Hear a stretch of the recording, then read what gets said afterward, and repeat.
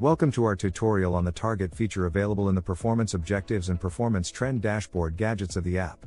Performance Objectives app does more than simple charting. It allows you to set and track performance benchmarks directly in your Jira dashboard, no data exports or spreadsheets needed. Today, we'll focus on the percent of total target type.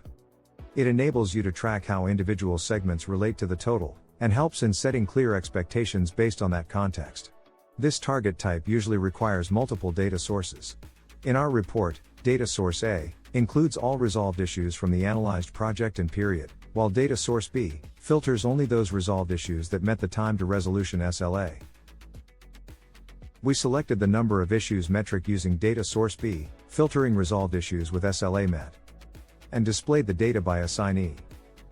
Next, we activate the target feature and choose percent of total from the available options on the right.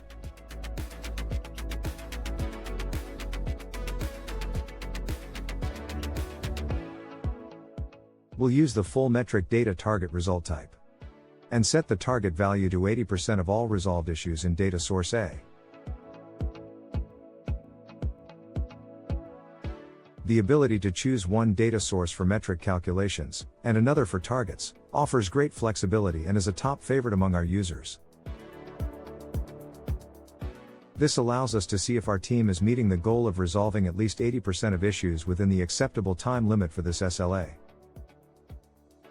Depending on your reporting needs, you can also choose per x-axis item, as well as burn up or burn down target results. For inspiration and use cases, be sure to check out our KPI examples. Thank you for watching.